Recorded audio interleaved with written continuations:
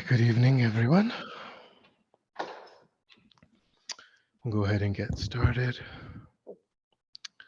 So we'll start by setting our motivation. So we think that the purpose of our course is to think and meditate and discuss the stages of the path to enlightenment. So if we can try to set a bodhicitta motivation, wanting to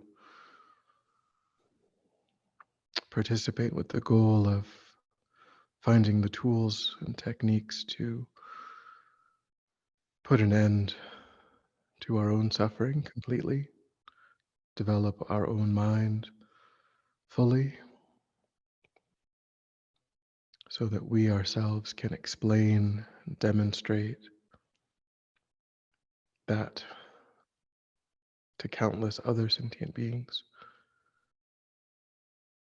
They too can achieve that result of complete and full enlightenment. Recognizing that until we perfect our minds, we are of limited benefit to sentient beings.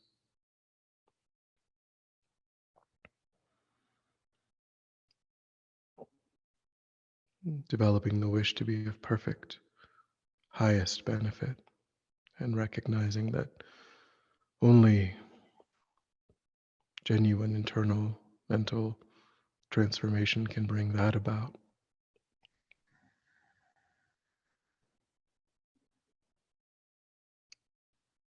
So I'm trying to set that as our motivation.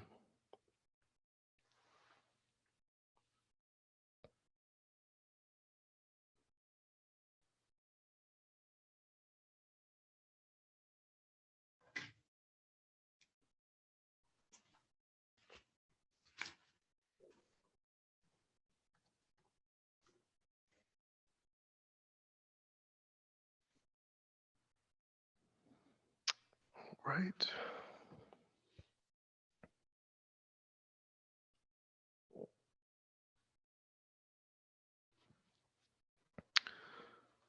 So let's see, I'm having to be plugged in this evening, and there's no opportune outlets. So we are inopportunely plugged in, but we'll make the best of it. All right. So I wanted to start. So two housekeeping things for tonight. I don't know if you want to move closer to because that it would just be closer to the wall. Might be easier for you to. It'd be kind of awkward. Sorry. Um, two housekeeping things. So we talked about. So this class started last Monday. So we've had two classes already. They are on the YouTube channel if you want to catch up. They're recorded, the Monday class and the Thursday class from last week. We've talked a bit in those classes. People have been talking about where to find more detailed commentaries on the Lamrim to supplement what we're doing, to kind of have a place to study. And different things have been brought up. We've brought up the middle length Lamrim, which is available. There's a translation available, I believe, through Wisdom Publications. And then we've brought up Liberation in the Palm of Your Hand by Pabanka Rinpoche as being two options. And so I looked at liberation in the context of this class, and it's a completely authentic and wonderful commentary. The organizational structure of liberation is more conversational, I feel like. And so I think a person might have a challenging time pulling out the information in the same kind of structured way with liberation in the palm of your hand as compared to the middle length Lamrim. That's just my opinion. I'm just sharing my opinion on if you were looking for a way to supplement. And then we talked also too how FPMT has a course, a basic program course on the middle length Lamrim. You can start that now if it's a correspondence course available through fpmt.org through their learning center. So if you wanted to, you could just enroll and begin receiving, that information, those teachings on the middle length Lamrim. There will be a bit more there, not a lot more, but again, like we mentioned, we skipped over the first 8 or 9% of the Lamrim to get to the first topic. And then there's a section on meditation that we'll also be skipping. So that's the first thing. The second thing, housekeeping wise, is I wanted to correct a mistake that I made about how Lamrim Year is meant to be organized. I was thinking, I guess in my own mind, I was thinking of FPMT's Lamrim outlines, which takes a different approach than Lamrim Year takes in terms of dividing things up. Because the intent of Lamrim Year is actually to spend 2 months on how to properly relate to the spiritual guide, and then 1 month on all of the additional topics. And that's why there's so many more contemplations on the first topic than there are for the other topics. So we can decide, at the end of December, we can decide if we want to do it like that. We would still cover about half of the contemplations for the first topic. We'd cover about 30 rather than, the close to 60 that there are in the actual class. But then, we can decide because we can only cover what we can cover in 1 month, just given the limitations. So we could make that decision later on about do we want a second month on the first topic or not. Okay, so that's all I had in terms of housekeeping. Any questions about what I've said today or last week about what we've covered so far? Any questions? Of course, we want to discuss. That's not to yet get into discussing people's experiences that we discuss. We'll do that, but this is just like clarification question sort of thing, things that are not yet clear or.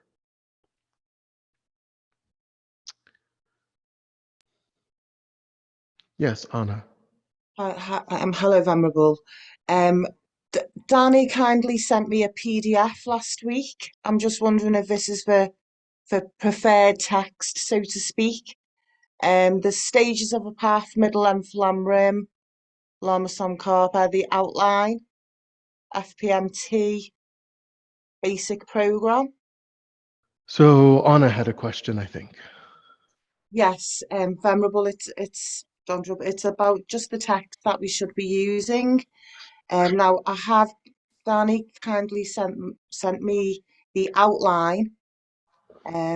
Is this a text you were talking about to use, or is that going to be a bit more confusing? So there's lamrimyear.com, I think, or .org, or there's that website that has all of the contemplations in it. I think to use it, you have to kind of sign up and you have to kind of go sequentially, like you have to click on each thing and you kind of have to go through it. You can't just, that seemed to be my, anyway. But on Amazon, you can get it, it's like $1 on Amazon. Lamrim Year, Lama Yeshe Wisdom Archive. I think you can search. So there's different ways you can get it. The actual book. Then Right. what I was talking about before was the commentary, because the book is just these meditative contemplations, whereas something like Liberation in the Palm of Your Hand or Middle Length Lamrim, that's really, really detailed information that teaches you about teaches you what you need to know. So that's like Okay. studying the Yes. Lamrim. That's a different thing. Is this a book Yeah. I could use? Yeah, Perfect. that's the main text. We won't be referencing like an actual Lamrim commentary. I mean, unless I dip into the middle length Lamrim for something, that's possible. If I do dip into something, it will be the middle length Lamrim, rather than Liberation in the Palm of Your Hand or something like that. But Okay. Lamrim Year is the Yeah. actual text for the course, I think and that's myself, available. Aaron, and Cameron were following the Lamrim Year online, where you read the page, you can take notes. Sorry, my screen's gone. You can take notes and then you click and you go on to day 2, day 3, Mhm. day. Yes, okay. Yeah. That might be a difficult way to do. I mean, in thinking about it, getting the actual, because we'll be skipping around a little bit, so it Hmm. might just be a little bit cumbersome to use the actual website. But yeah, Amazon and different places, they have the actual Lamrim Year book, and I think Okay, it's only like $1 on those places. I think it's pretty cheap. fabulous. Thank you, Venerable. Great. Okay. Shayla, why don't you So send her the Lamrim Year I sent you? I'm having trouble sending right now. My mail isn't sending. I don't know what's going on. But Shayla, send it to her. That I can do. I'll do it right now. Cool. Thank you. Thanks. Thank you. We can send it. Can we send it to everyone? Can we just put the link in the chat for everyone? That's what I was planning to do. Okay, cool. all right. So on Thursday, we've covered days 4, 5, and 6. Well, we've covered up to day 6 in terms of the first topic, 4, 5, and 6 in the first topic, and we mentioned that people might want to share their reflections if they've worked with that material over the weekend or just in thinking about it. Does anybody want to share anything that has come up on for 4, 5, and 6?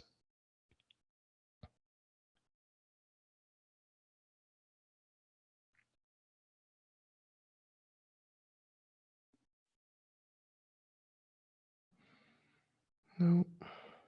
I have a question, Mm-hmm. Venerable. It's Mm-hmm. Cameron here. Thank you. On day 6, there's a quote: "The power comes from the Dharma contact, not from whether or not the person is an enlightened being." And I would need a little bit of further explanation about that, if you could be so kind. Mm-hmm.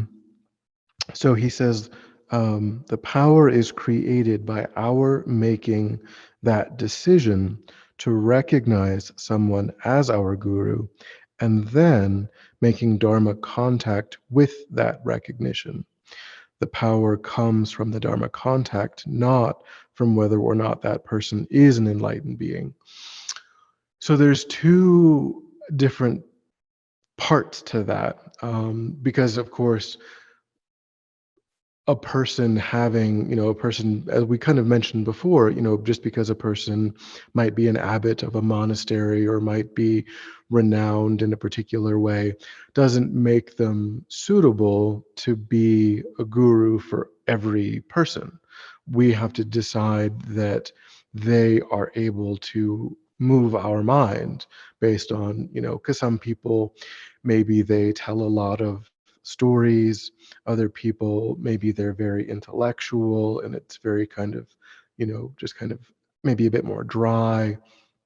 And for different kinds of people, they are the perfect guru, but for different kinds of people. It doesn't mean that they are the perfect guru for every single Buddhist on earth. And that's just their own, because of their own style. So it's our choice to pick our guru based on, you know, investigating them, taking teachings, and really having a sense that they are the most suitable to move our own mind. So, and then one of the trainings, which probably we'll focus more on later, one of the trainings of that is training in seeing them as an enlightened being, rather than as an ordinary sentient being.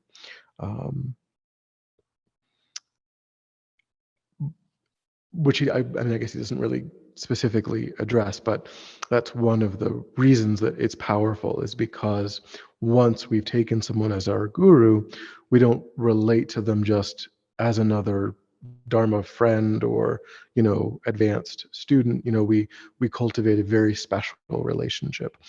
And then then Dharma contact is the second part of that. And I mean, I can't say like what specific phrase, Tibetan phrase, or that's being, if there is one that's being translated there, except to say that we could refer to it broadly as the teacher-student relationship, where because we've taken someone as our guru, we then ask their advice, we follow their advice, we make an effort not to ask their advice and not follow their advice.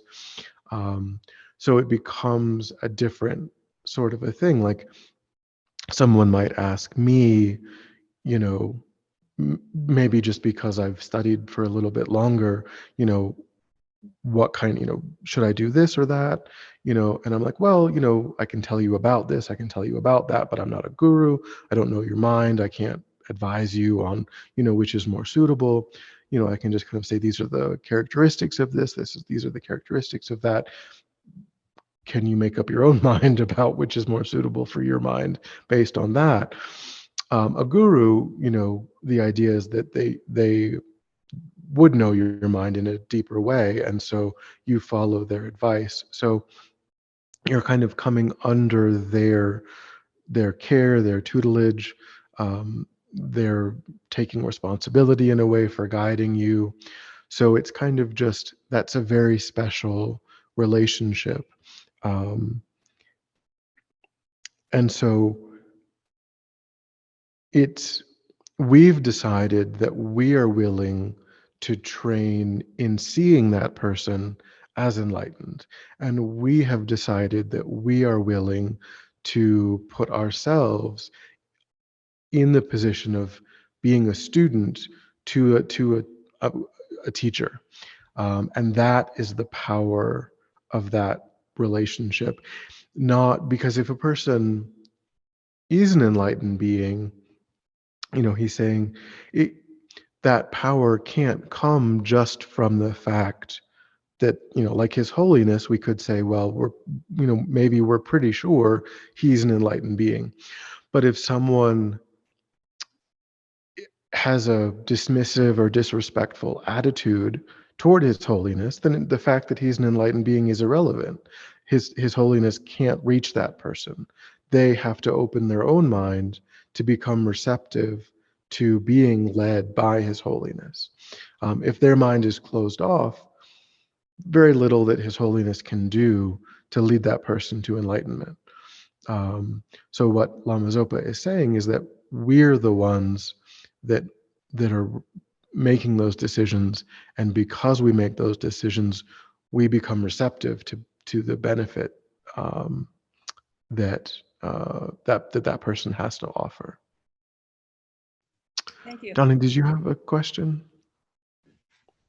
Your hand was raised, or is raised. Oh, I was just going to comment that I did this. I took that class, the Lamrim class, or at least part of it, and also I did Noonbro, and doing this again is like doing Noonbro. It's I'm revisiting stuff I was studying before, and I'm getting a lot more out of it every time. Every time I revisit, it gets deeper. And so I really appreciate that.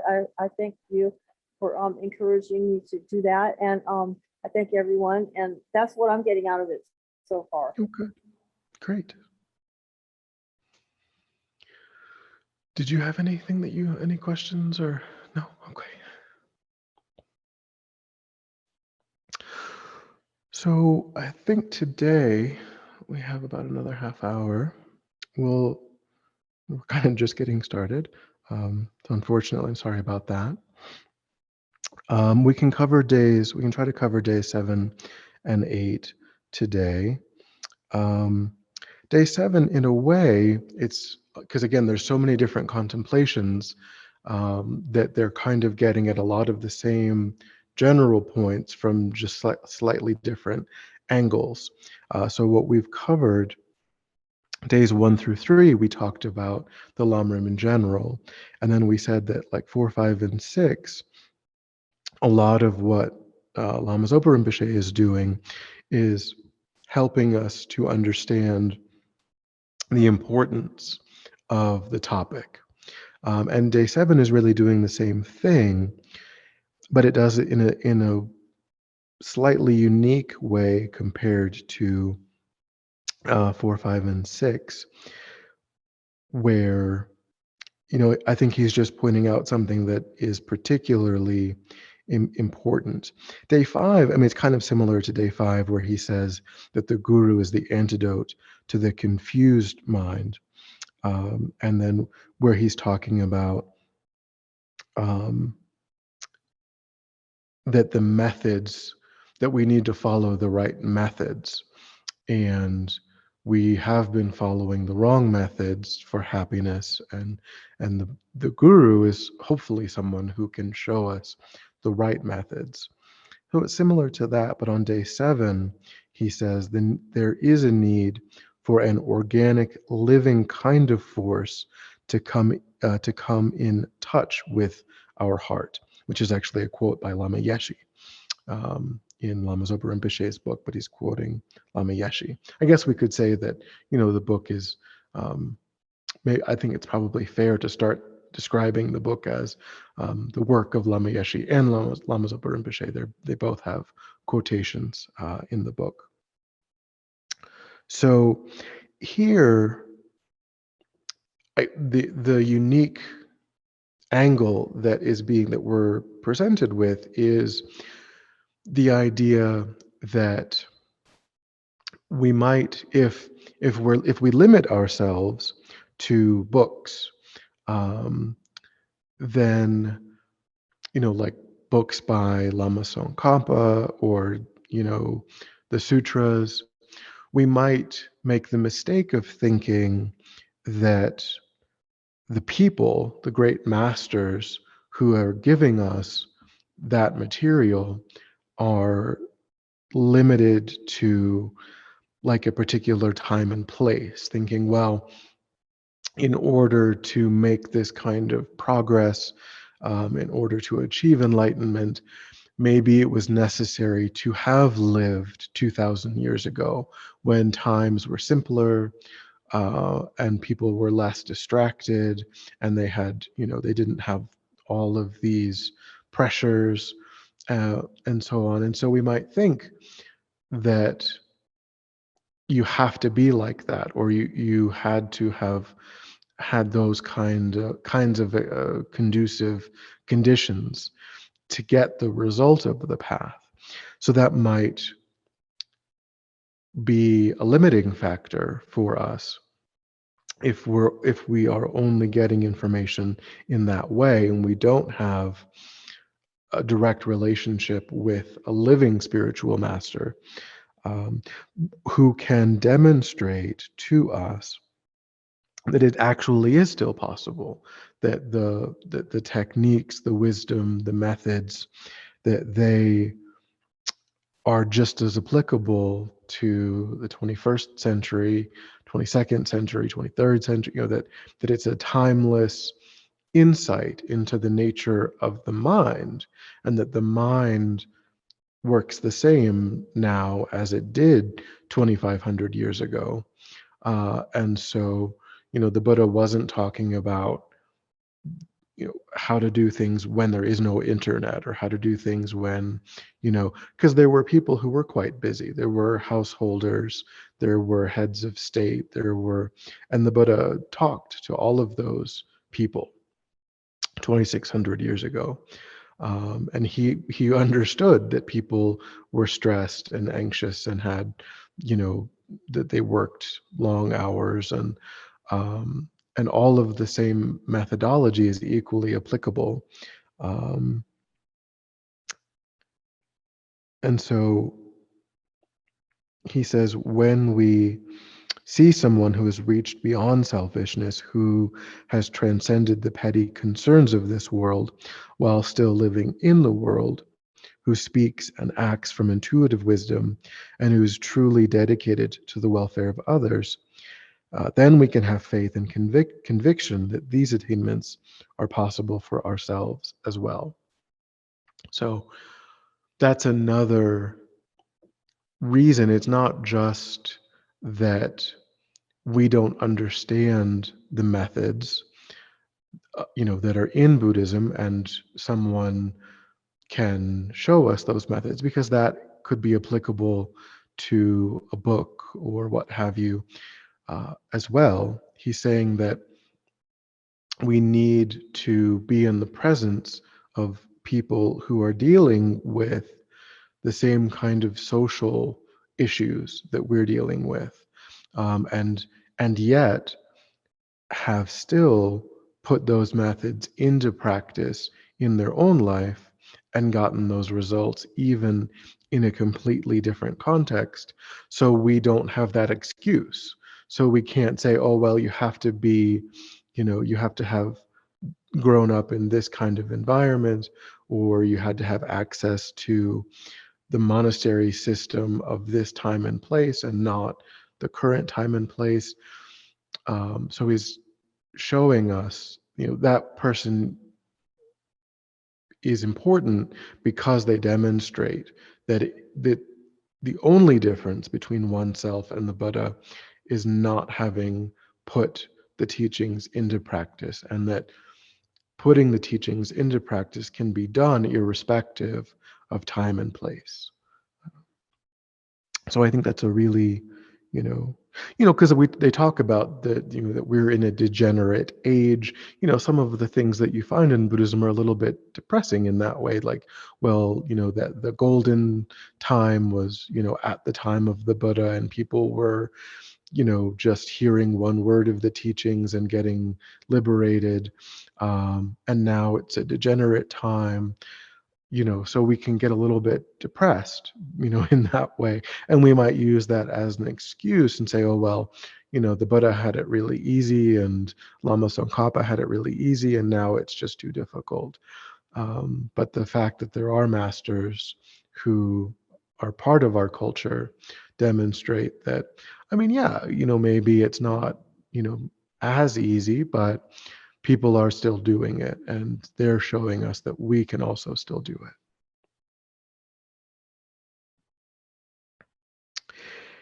And then, as far as I can tell, having looked at this chapter, day 8 is the only contemplation that addresses, in a general way, the qualities of a teacher. Which is actually, again, that's a reason why complementing this with the more detailed commentaries like Middle Length Lamrim, because there's a whole section in the Middle Length Lamrim about the qualities of a teacher, the qualities of a Mahayana guru, a Vajrayana guru, and those are important. It's a critically important topic in the Lamrim, because we talked about how the guru is the most important karmic object in our lives. Once we've settled on a guru, how that person comes to embody enlightenment, embody the possibility of enlightenment.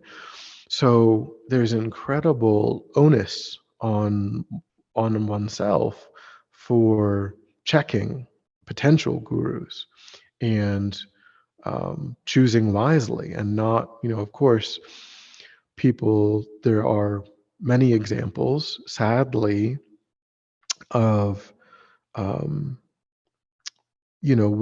what would seem to be people who people have taken as their guru, who then engage in actions that cause those people to lose faith. We've talked about that.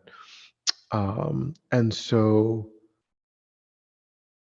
and in some of those examples, historical examples, even in more modern times, it seems quite difficult to say that they didn't check clearly, that they didn't do a lot of checking, and that it didn't really seem like those. And then you get into really thorny issues, of course, with that. So there's no guarantees in samsara. There's no the best we can do is to really deeply understand what to look for, and then really apply ourselves to looking for it, with the understanding that that's not a foolproof method. And of course, but people probably will want to discuss that. I don't know that I have a lot of incredible, I have no incredible wisdom on any topic, but I find this is a topic that everyone, I think, finds really, really challenging. And I think it just is really challenging. But the best defense that we have, as far as I'm aware, are the teachings in the Lamrim about the qualities of a guru, and really really checking as carefully as we possibly can. So in day 8, he says the spiritual friend needs to be wise in leading the disciple on the path to future lives, happiness, to a perfect human rebirth, and then to nirvana and full enlightenment. So he says, it's not sufficient to have a teacher who just knows one technique, like someone who's only developed single-pointed concentration. But he says the teacher must have perfect understanding, or at least correct understanding, of the graduated path, to teach on the graduated path. So, and he says, the best thing is to have the experience. So what he means is trying to find, if you really want to study the Lamrim with a real guru, then ideally you would want someone who has direct realization of all of the Lamrim topics.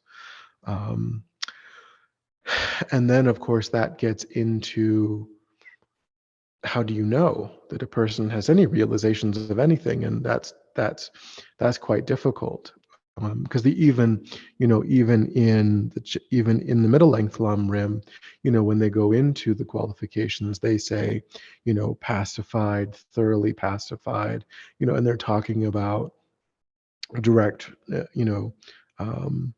having single point in concentration, having insight into emptiness, all of these, they're also talking about these realizations where the teacher, because they have single pointed concentration, they find it quite easy to not get wrapped up in delusion. If they have a correct inferential understanding of emptiness, that's good. Better if they have a direct non-conceptual realization of emptiness. But they're not going, you can't ask, is the problem. You can't be like, so, hey, do you have single pointed concentration? Do you, because they're not supposed to say yes if they do. And if they do say yes, that's kind of a red flag, unfortunately, because the Buddha prohibited the Buddha prohibited discussion of realizations with anyone really other than one's own teacher. It's appropriate to discuss realizations with one's own teacher privately, but outside of that, really not that appropriate. There are some times when a teacher might make certain exceptions, but broadly speaking, if a person's broadcasting to the world, hey, I have this realization or that realization, that's kind of a red flag that they may not be a valid teacher, because they're kind of being boastful about, even if it's true. I mean, it may not be true, but if it is, at a minimum, they're really being prideful about it, which isn't ideal. Um, so all we can really do is, again, this kind of process of checking, um, checking their behavior, checking the experiences that other people who have taken them as their teacher have had, checking their reputation with other great masters. Like if Lama Zopa Rinpoche is vouching for someone, that's a really good sign, that they, if His Holiness has appointed someone um, to a high position, that is a good sign. That doesn't mean that they are going to be able to explain things in the way that is most impactful for oneself. That may mean that they're a valid teacher, but they still might not have the best way of talking about things that move one's own mind. But we can have some faith, some confidence, at least, that they have really good ethics, that they've probably had some realizations. So at least we can have confidence that we can begin to look at those kinds of people in terms of whether or not they move one's own mind, whether or not they're suitable, for oneself to take as a guru. People like, the lower level, like Yeshis and things like that. That's, again, that's where that can be tricky, because they probably haven't had the opportunity to be, but maybe if they've been asked to be a resident teacher somewhere, then they were asked by Lama Zopa. So that's certainly, we could consider that an endorsement of a person's qualifications. So, but yeah, it isn't to say that there aren't people like that where there have been difficulties. There certainly are examples where you still find those difficulties have arisen. Yeah.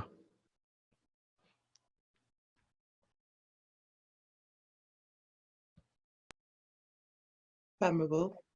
Mm-hmm. Hello. Would you say if someone has a long life prayer, is that a good indication?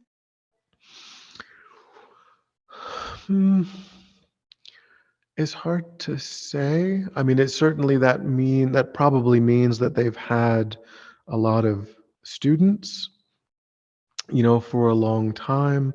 I would say it kind of depends on who composed it, in a way.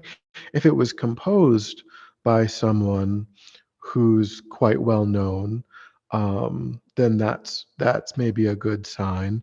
If it was composed by a student, um, then it means that they've had they probably had a relatively long career, maybe 10 years, 15 years, and they have a wide following. But it could, if it kind of depends on their organization, because it might depend on who had to give permission for that to happen. Maybe Lama Zopa, if it's somebody connected with FPMT, could be that maybe Lama Zopa had to agree that kind of became, but I'm not sure. But yeah, I'm not.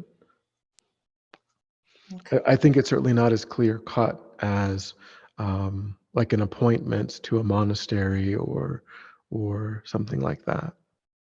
Okay. Sorry, I thought, Venerable, that all long life prayers came from the Dalai Lama. I thought kind of No, it it really depends on. I mean, usually it really depends. It it may be that because again, Buddhism is such a widespread thing that it it kind of depends on what controls might be in place. You know, if it's within FPMT, it might mean one thing. If it's not, then it could just be that like a group of elder students got together and tried to, do something really respectful for someone that they really cared about. So it's hard. It's kind of hard to say. I see. Thank you. I'm also going to just recommend this book. This is The Heart of the Path, Hmm. which is all about. Have you got this, Danny? Yeah, thought so. Which is all about guru devotion. Absolutely Hmm. beautiful book. And I just That one started is reading it. free. That one is free on the Lama Yeshe website too. Fabulous. How amazing is that? That's brilliant. Yeah, I recommend. Would you recommend people read this, Venerable? Yeah, it's a wonderful. Yeah, I mean, if you're looking for a single source that probably goes into the most detail on this one topic, then yeah, it's probably the best. His Holiness has a book also on. I think that one might be out of print though. I think it might be hard to find. But His Holiness did have a book. I think it was from the Burson archives. Um, but Aaron, did you have a question? I can I try to did. find it for next time, So unless my Aaron question knows. was, what does it mean then for, like, let's say if someone's on the Sutriyana path at the moment, like what would we do then in terms of guru devotion? So that's definitely what we'll get into. We'll certainly address that. There's my audio keeps cutting out. I think this storm is even. Um, so so yeah. So we'll definitely address that. In this chapter, there's a number of different contemplations on properly relating in thought, in word, and in deed. So those are all different. There are trainings that a person engages in to properly relate in thought, and then different in word, and then different in deed. So they break it out into those three categories, and definitely we'll address that. And then, as you're saying, it is a little bit different on Vajrayana and Sutriyana. The main difference is on Vajrayana. In Sutrayana, you try to train in recognizing that the guru is inseparable from the Buddhas in their mind. In Vajrayana, you try to actually have pure appearance. You try to see them in the form of an enlightened being. So, like if one's practicing a highest yoga tantra, then one would try to see one's teacher in that form. But that's unique to the Vajrayana. But same in terms of trying to train in understanding them as being enlightened. So that's the same. But the unique aspect of Vajrayana is just the form body that you try to visualize. Aaron, did you have another question? Just a really quick follow-up. In Mhm. this case, Vajrayana entails like highest yoga tantra and like certain practices like that, rather than like things lower like Kriya tantra and things like that.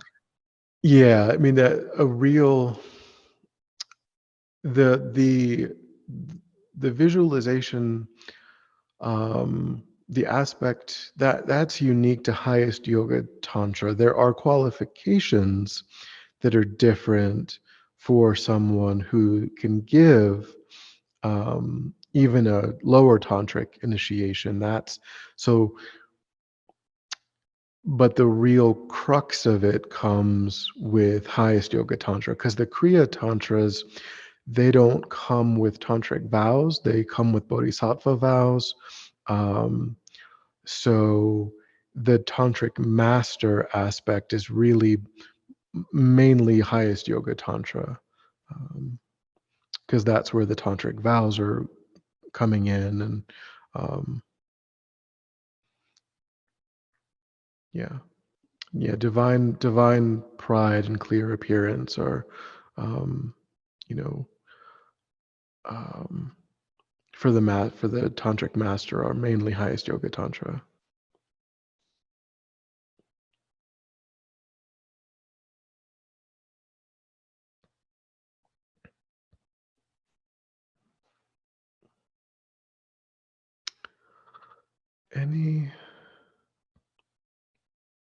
So we have a couple minutes.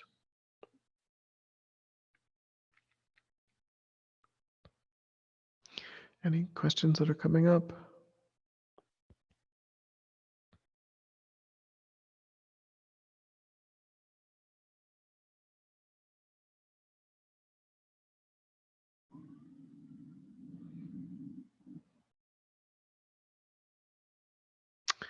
Any other questions?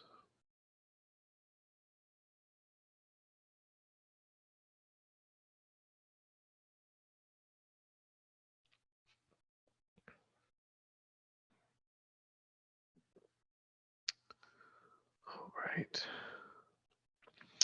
So today is Monday. So for Tuesday and Wednesday, I guess if people wanted to try to think about days 7 and 8, be good if you could try to do a session or two on each of those. And if people do want to, we could start, if people want, I mean, we could start next week or next class looking in more detail about the qualifications, because again, I think day 8 is the only time that it's specifically, there's also qualifications of a student, that's also something that we have to think about, and that's in here too. So that's up to us. We have to cultivate the qualities of a disciple. I mean, all of this is up to us, both the checking, making sure that the teacher does possess the qualities of a teacher, but then also what's more under our control is whether we possess the qualities of a disciple. And that's really something that we have to train in, because we have direct access to our own mind and only our own mind. So making sure that we are cultivating the qualities of a disciple is also critically important, and we'll talk about that when we get to that.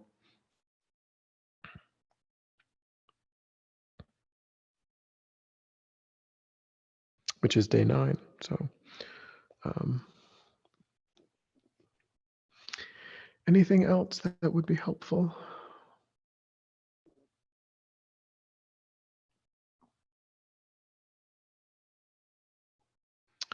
All right, well, I'll see everybody on Thursday, and we'll keep going. A really useful session, really interesting, and probably it's kind of like set me up anyway. This is my second session with you, for the rest of the course. Really interesting. Thoroughly looking forward to the rest of it with Good, everyone. good.